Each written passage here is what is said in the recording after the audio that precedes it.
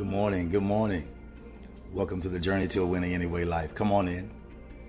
I'm excited about it this morning. Good to see you. Come on in.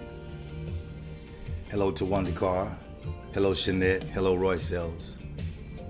Good morning. Good morning. Crystal Burton, Canvas Booker Sap. Hey, Mabel Rice.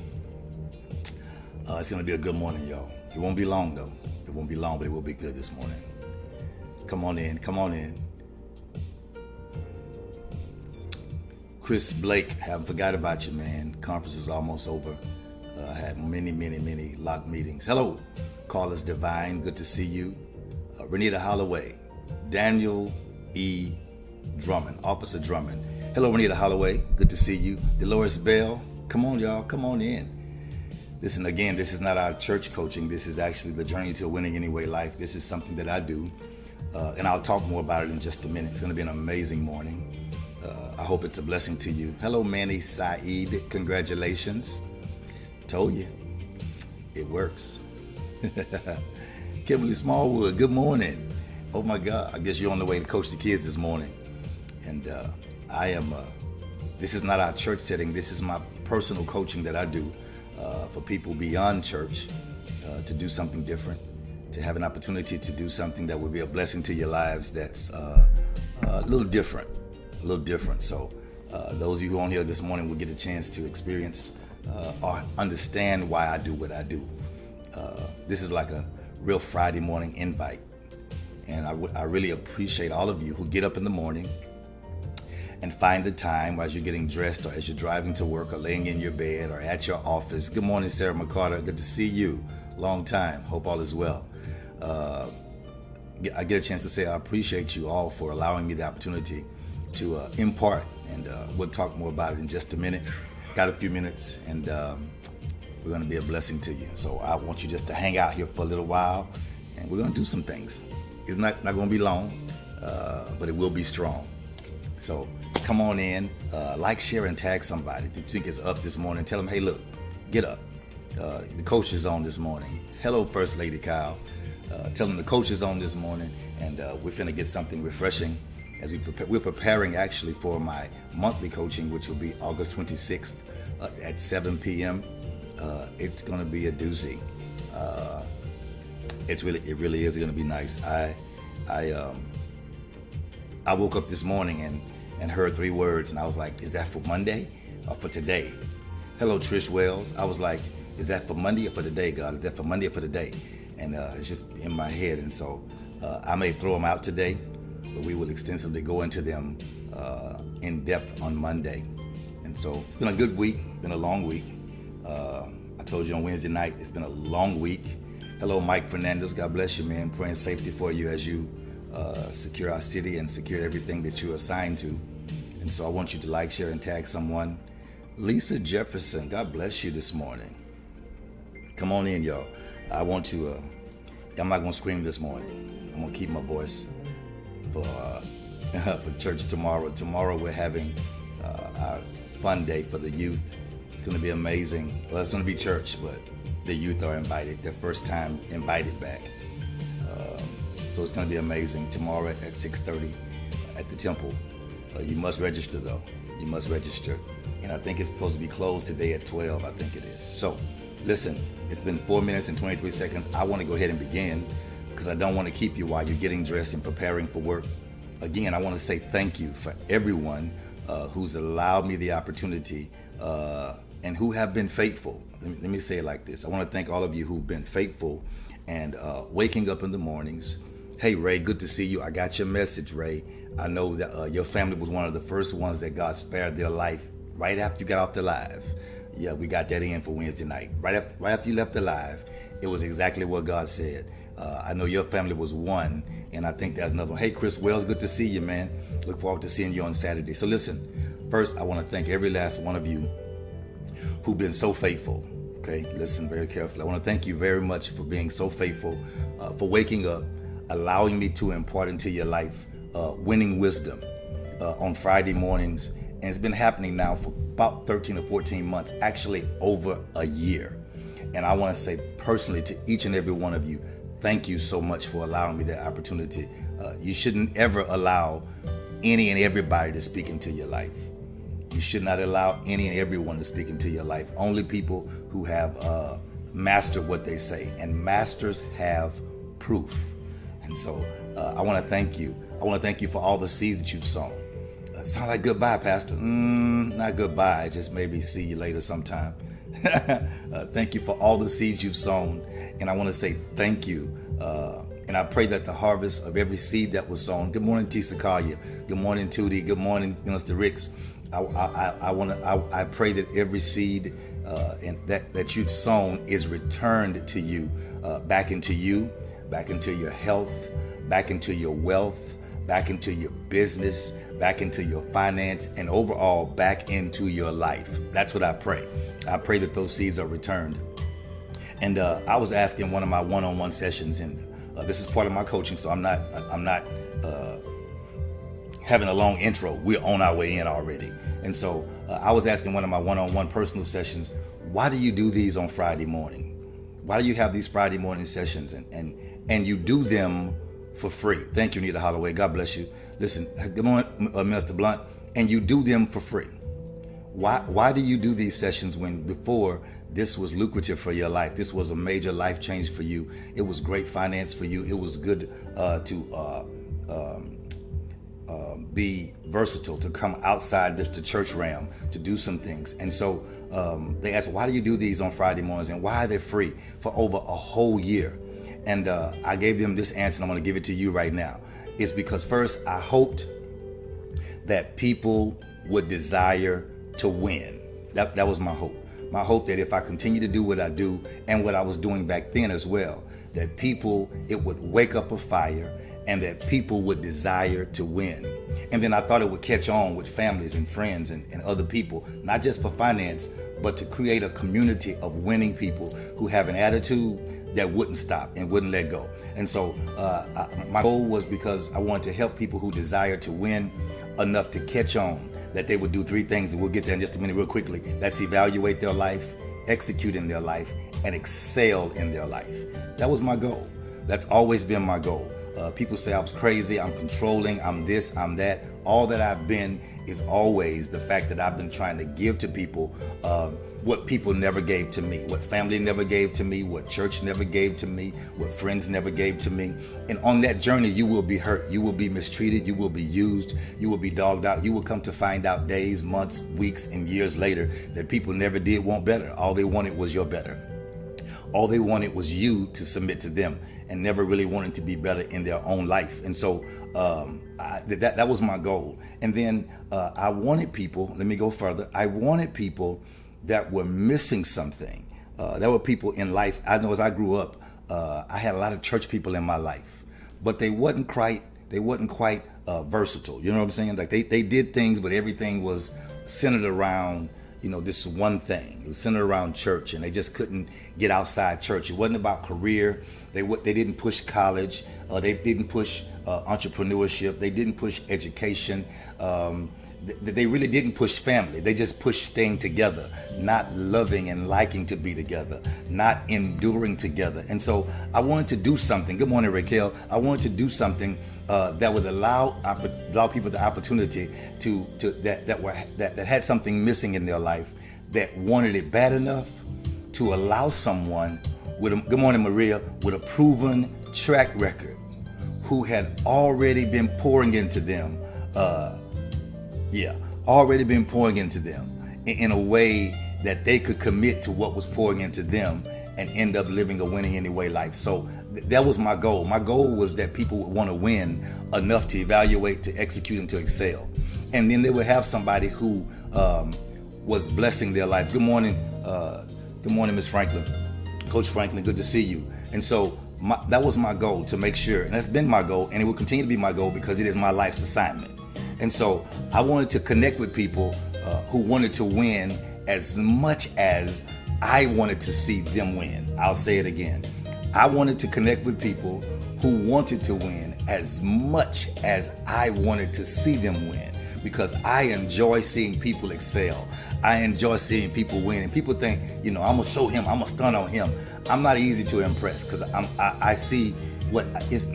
I see what it takes to get there, and I know what it takes to get there. So I'm not impressed by it. I'm impressed by the process of it. And so, again, I wanted to connect with people who wanted to win as much as I wanted to see them win. And so, Life Pastor, tell me, why did you do it? Why did you do it? Can I keep going further? Let me tell you why. It's because I've witnessed far too many people give up too soon.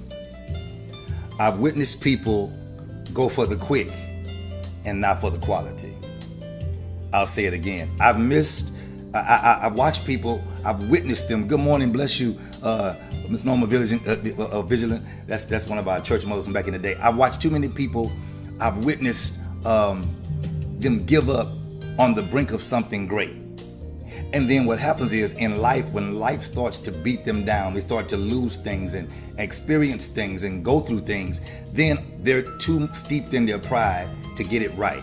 And so when I was younger, I made sure that I'll be the first one to admit, situations wasn't perfect in my life. But the reality of it is, I think Latrice Ryan said it last night, I'm getting ready to live as if it never happened, because that's what forgiveness and that's what love and that's what God does. So here we are. So again, I've witnessed too many people giving up too soon. I've witnessed them, like I said, going for the quick and not the quality. I mean, they're going for whatever looks good real quick, but not understanding that everything has a process and has quality. And they did that. They gave up too soon because they had no one to push them and no one to pour into them. Watch this. They had the skills, amazing skills. They had the knowledge, amazing knowledge. And they had the drive, but they had no insight. They had no profit. They had no endurance to say, right over the hill, keep going. So what they end up being is empty and void. And so I in my life, I felt like I wanted to be the one to push because they had no one to push them. Hey, Kenya Robinson. Hey, cousin, how you doing? Listen. And so they were empty and void of push. So I became their pusher. Sometimes to my own detriment. I did things that maybe shouldn't have been done. Hello, Jordan Wiley Shelvin. I did things that shouldn't have been done. I fussed at people who shouldn't have been fussed at. I was frustrated with people who really were not even committed to me, but I was frustrated to making sure that I see them win. I'm learning now to balance my life and just smile through it all, because people have to have their own desire and their own will to win. Come on. And so the blessing of it is one of the most frustrating things for a prophet, for a coach, for a spiritual father, for a pastor, even for a friend, is to watch people have what it takes to succeed, have what it takes to be wonderful, have what it takes to be great, have what it takes to be amazing, and they're too immature, too distrusting, and too prideful to seek help. They would rather do everything on their own. And then when things fall apart, then they seek help. And they're not seeking help for somebody to coach them. They're seeking help for somebody to fix them so they can continue on a broken journey. And so it ends up being, here it is, here's my subject, wasted potential. Because you spend 40 years in something that only takes 40 days. I'm not going to preach. I could if I would, but I'm not going to preach. It takes 40 years. Come on, to do something that really only takes 40 days. Yeah, wasted potential first. It becomes wasted potential. Yeah, man, it sounds good. See this the thing. Living like it never happened. That was the word last night, and it was amazing. Living like it never happened takes giving it all to God. It's not just a saying we're going to use. It takes giving it all to God in such a way that it blows your mind that God is able to make, watch this, what's in front of you so big that you almost forget what was behind you. But I can't forget what was behind me because I have to be appreciative. What's behind me creates my thank you.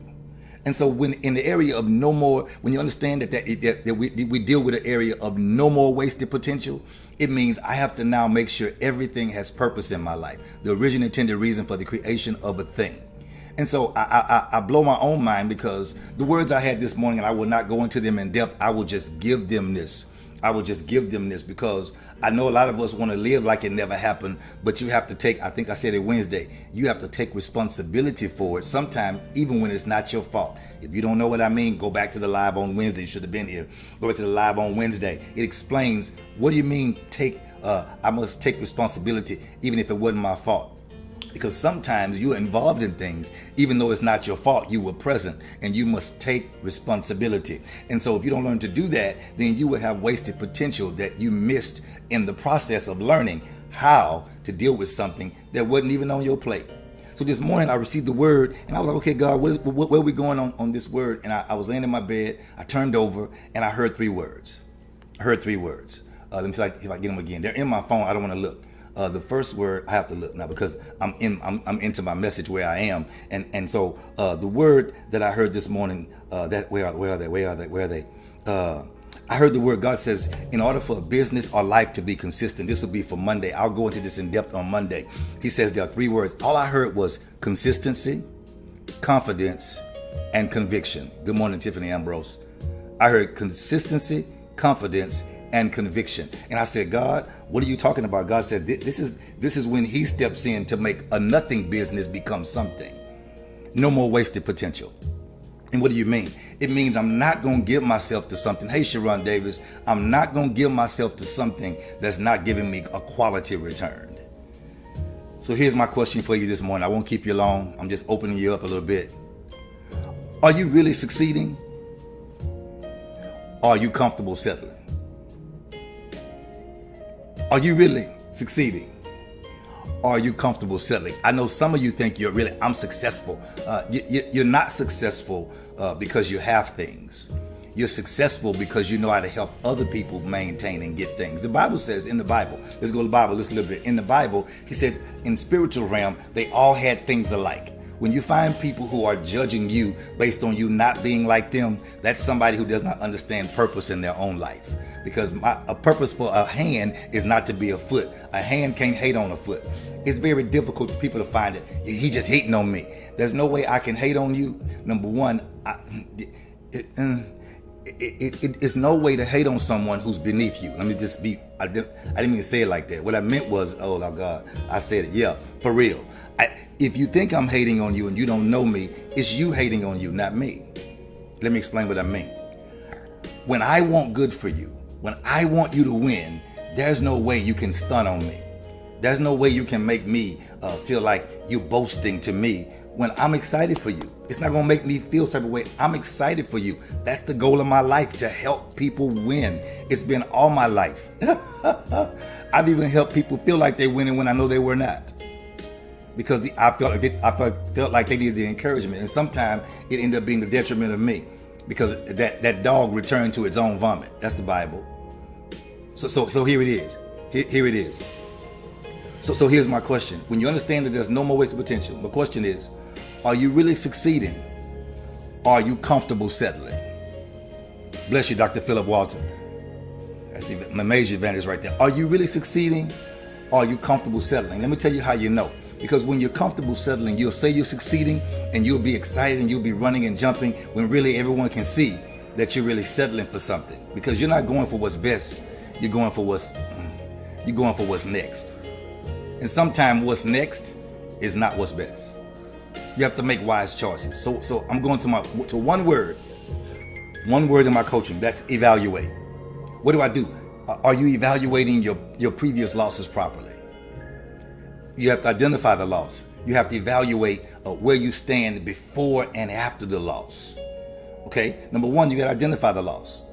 So you know in your life, how do I identify the loss and I'm winning? Because anytime I identify it, I'm learning. You got to evaluate where do I stand? Where do I stand? What do I think about? What is it that I'm doing before and after my loss? I'm moving on. Then you got to ask yourself, was it truly a loss? Was it truly a loss? Sometimes we lose because of our mouth. Sometimes we speak the loss into existence. We get mad, we get frustrated, we do crazy stuff. And then when it happens, we get frustrated and we want to cry because now we want the attention about what we've engaged or involved ourselves in. Got to move. So then you must evaluate, number one, Identify it as a loss. Number 2, evaluate where you stood before the loss. Number 3, ask yourself, was it really truly a loss? Number 4, I need to learn from it and apply what I've learned to my whole life. Not just my business, not just my family, to my whole life. Can I go a little further? I got about 10 minutes. I promise you. I promise you. So when I learn, I got to listen. I got to listen to things differently, because when I listen, I learn from each and every one of you. I learn from your comments. I learn from your inboxes. I learn from your encouragement. I learn from your words. I learn from each and every one of you, and I do it very often. This is my growth now. Tawanda Carr Jefferson. Here is where my growth is. I've learned from you because I've learned what to do. Okay, bless you, King. I hope I am. I've learned what to do. Watch this. And then from some of you, I've learned what not to do. Y'all don't hear me. Y'all see you got to learn in every situation. You can't just learn when it's good. Don't just learn when you're in school. I've learned what to do, and then I've learned what not to do. See, I've seen you do some things that were proper and that was a blessing in your life, and I said, that's good. That's a nice thing. I put my tweak on it. I did what I did, and I learned from it, and I grew from it. Watch this. I move further, and then there's some things I watched you do in the face of God and watched you get your whooping, and I've learned what not to do. Ooh, are you learning what not to do, or are you repeating the same cycle and calling it success because God didn't whoop you today? But see, my mother used to let my whooping stack up, y'all. She used to let my whooping stack up. She would say, you know what? I'm going to get you. And then she would say, just wait. I'm going to get you. Just wait. And she would keep waiting, let them stack up. Is God waiting to get you later? Hoping that you will learn before the whooping? I'm coming. Listen. I learned what to do. I learned what not to do. I want to go further. Watch this. Listen. I learned what I want from some of you. I've also learned what I don't want. I've learned from some of you. I've learned what I need in my life. I've learned where to get the support that I need. I've learned the people who who don't have the capacity to be the support that I need. So I have to keep them at length, smile, hug, speak, talk, shake a hand. But in reality, I can't allow you close to me because you don't have the capacity to feed the need that I have. Ugh. I gotta go. So I've learned what I want in my life. I've learned what I need in my life. I learned this from y'all. I've learned, because see, I learned what I want. I've learned what I need, but I also learned what I don't want. And I also learned what I don't need. And I'm no longer gonna make what I don't need something that I want when I don't need it. I'm maturing now. I've learned how to treat valued people in my life. I've learned people who repeat the same exact cycle. And I've learned people who've grown out of a cycle. I've learned those things by watching the people that I'm around. I've learned how not to talk as much, but to listen, to execute in my own life. Come on, Trish say I'm deep. No, Trish, every time I come to conference, I take my own reset and allow God to do this for me. When I'm around my apostle, I'm around like-minded faith people. I'm around things that God is blessing me to do. And my thing is, I want to see everybody win, but I don't want to waste. I want to say it like that. I'm not going to cast my pearls.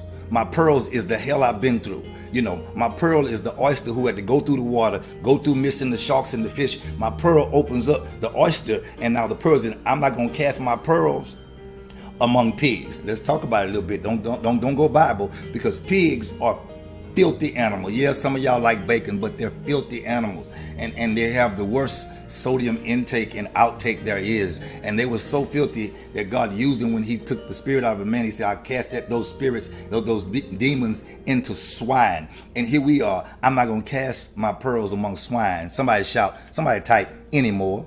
Come on, no more wasted potential. Type anymore. I want to see you type anymore. Y'all got 5 minutes left. Come on. I can do it if you help me. Type anymore. Type anymore. Oh, I'm going to try to get this. Type anymore. I'm trying to get through, because when it's time to win, so winning is not always talking about winning. Sometimes winning, you have to deal with how you lost. You have to evaluate what the loss was so you won't win. I see you, Tarika Hood. I see you, Evangelist Philip Walter. Anymore. I'm not having wasted potential. Come on. I see First Lady. I see Candace Booker Sapp. I see Mabel. I see Geraldine Wiley Shelvin. Listen, I see Tiffany Ambrose. Come on. Come on, I see Chris Blake. I see Kenya Robinson. Come on, anymore. I'm not dealing with it anymore. I'm not wasting my potential anymore. I'm getting my heart together. I see you, Chris. I'm getting my heart together. I'm getting my mind together. I'm getting my will together. I can't waste time having the same conversation with the same people I've had for the last 2 or 3 years. We've all been through a pandemic. If you don't want to win, just move on, because I don't have time to play with you and your loss is trying to attract attention because I can't say it on live. I got a post that says some people can't, I'm going to paraphrase it. Some people can't deal with your life. They prefer petty because purpose is too heavy. I'll give it to you later. I'll post it later. It's not a shot at anybody. I'm just saying there are things in your life you can no longer keep dealing with. People need to grow up. They need to grow away from. And some people are comfortable settling. They're not successful. They don't want to be successful. If they could live their life doing what they're doing, they would do just that. And it's okay. It's okay to have them doing just that. But it's not what I want for my life. So I can no longer be there for you in your settling. Yeah, I can no longer support your settling. I can pray for you. And I'm going to teach you on a higher level. Gotta go. And so I've learned how not to talk as much, but I've learned to listen and execute in my own life quickly. I don't spend a lot of time talking about it. I just do it. Pastor, you changed so much. I changed because I learned. I change. When I see you go through some things and I realize that's not what I want to go through, then I change. So this is how you have to handle the business of your life. Come on, I thought this was coaching. It is coaching. Watch. This is how you handle the business of your life. Then you'll be able to handle the life of your business. Most of you want a business. You want to be an entrepreneur. There is a business within each and every one of you. But until you handle the business of your life, then you will never be able to handle the life of your business. Everything you try will die.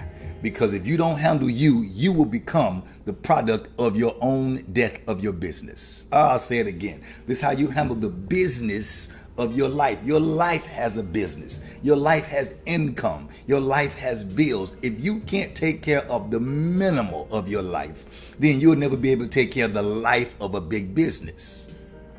You got it? So this is why it's important that you stop settling and start succeeding. Yeah. It's important that you stop settling and start succeeding. Now, I didn't say go crazy thinking you're going to walk. You got to stop settling and start succeeding. And you got to be careful because the trajectory of your life can change quickly.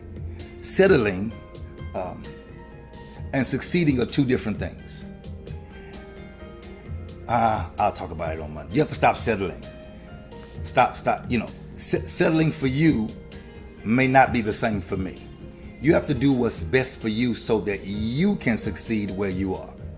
Because when you start talking about building the life of a business, making a business last, you need more than just basic needs. You need more than just skills. You need more than just the skills and the knowledge to succeed. I told you earlier, because success requires hard work. Oh, I got 2 minutes. It requires hard work, dedication, and commitment. Despite all your troubles, despite people who think they're in competition with you, despite the economy, despite your frustrations, despite your disappointments, your divorces, kids, even financial troubles, you can control the trajectory of your life by directing how you respond to things that are not giving you a quality return. Listen, bad things happen to everybody. Good things happen to everybody, but so do bad things. Bad things happen to everyone. But the reason why you don't think so, or you can't tell, the reason why it seems like you're the only one struggling, the reason why it seems like you're the only one going through pressure, I'm smiling because I know the answer. The reason why you seem like you're the only one struggling in life and you're going through in your life, in your business, in your family, seem like you're the only one, is because some people have learned how to win. They've learned where to place their focus and their energy. I'm not going to give my energy to negative things in my life. I'm not going to give my energy to what's not working. I won't give my energy to what's frustrating me. They've learned where to place their focus and their energy. And a lot of times people want a coach who proves to you that they're a master. I've mastered this. I've made this much. I've done this. I've done this. If you don't have a coach in your life that's able to tell you where they failed, so you can know if you're close to succeeding or not, then you have the wrong coach. See, a coach, this is what a coach does. Everyone's not a coach. Some people are bait throwers. Bait throwers are people who throw out things and you can't follow their life. You can't see them daily. You can't see what they do weekly. All you see is the return. And so you pick the quick over the quality, because quality knows the process. And the quick, you don't know how you got there. So I must get through. So bad things happen to everyone, but you can't tell because they've learned how to master their focus and their energy. Successful people direct their energy on winning and living a winning anyway life. And I'm going to show you how to do it. I want to help you transform your mind into a winning life. Now, if I was all about your money, I would have beefed this thing up and charged thousands like I've done before. You got it? But there is a fee, because you know why it's a fee? Because many people want something for nothing. But on Monday, April 26th, at 6:45, the lobby will open on Zoom, and I want to talk to you about building the business within. This will be one of the subjects in there in detail. It'll say quick and quality. Quick, first thing, have the glasses on. Quick versus quality. Listen, no more potential. The whole theme of this last coaching of this month is building the business within, and I've already told God, if there's more you want to tell me, I will do the same part 2 to building the business within in May. Is this just to get us to come on? No, this is to get you to understand who you are and where you're going. I like that Deborah Franklin. She says, a coach without a coach is an imposter. That's good. Let me go further. Coach Franklin, after so long, a coach can become a master, which may not directly have a coach at the time. But when they don't have a coach, they now have the proof, number one. Number two, you can follow their track record. Like, for example, Apostle Hugh is my spiritual father and my coach. Well, Apostle Price was his mentor and coach. O.C. Johnson was his pastor, spiritual father and coach. A. Lewis Patterson was his spiritual mentor and coach. They've all going to be with the Lord. So now he no longer has a coach, but he's my coach. Not because they just died, but because of the fact he's moved to the realm of being a master, because he now has years of proof. You can see the process. You can see what he went through in sickness. You can see what he went through in illness. You can see what he went through his faith struggles. And you have process to walk it out. It's in books. It's on TV. It's in tapes. It's in recordings. And so therefore, yes, every coach should have a coach. You should be able to track back and say, let me see when the coach had nothing. How did they get to where they were? Thank you, Deborah Franklin. You helped me coach this morning. How did they get to where they were? Because that coach should be able to tell you who coached them. And then sometimes there's some stuff I get spiritually, revelationally, prophetically from God while I'm talking to you. You won't find that in any other coaching book. You won't find it on any other channel except the Journey to a Winning Anyway Life. Listen, I got to go. That's it. The evidence is the proof. My God, that's powerful right there. Listen. Tweak Hood says some coaches become masters. Yeah, that master track record. That's it. That's what it is. Listen, I went 3 minutes over. This is Life, Pastor Kyle. I got to get out of here. Listen, I wanted to come to you this morning just to kind of encourage you and let you know we can do some things beyond where we've been, and you can do it well. I'm not pulling anyone to come to my class. I'm only telling you, those of you who were late, if you were 5 minutes late, then you missed the introduction. You should go back and listen to this, and you'll find out what the heart of a coach is, what the purpose of a coach is. Dr. Philip Walter, I bless you, man. Listen, I want to tell you, it's been amazing this morning to come to you and come into your homes and come into your cars and everywhere you are and everywhere you shall be and everywhere you're going to be. And those who will play it later, I thank you for coming to check this out. Listen, it's been amazing this morning. I just don't want to see any more people wasting potential. Wasting potential. You ever seen people you say, oh my God, they're so good at this, and they're doing that. They're so good. Oh my God, they're amazing, and they're doing this. Because there's no one to say, this is how you transition from this to this. Or this is how you tie your career in with your life purpose. You have to know these things. Well, what do you mean? It's the same for everybody? Yeah, if you're not working, doing what you're called to do in purpose, you have to be able to tie in what you're doing. So what you're doing gives purpose and reason and justification to why you're doing it and not what you're supposed to be succeeding at. So you have to tie it in until the transition is final. Yeah. You don't just walk up and leave a job and can't pay your mortgage on next month. That's insane. And so listen, I've been Life Pastor Kyle for some time now, and I'm enjoying it. You will still see me here on some Fridays. It won't be full coaching because I'm now going back to the people who are finding it worth their while to invest. And I'm spending quality time with them, and they're seeing results already. It's amazing. If you desire to be part of the Winning Anyway Life family, look, inbox me. There's a coaching class on Monday, April 26th at 6:45. If you can't be, there are other coachings I have. There are one-on-ones. There are some people who don't want to be on Zoom. They don't want to be in a class. They just want one-on-one.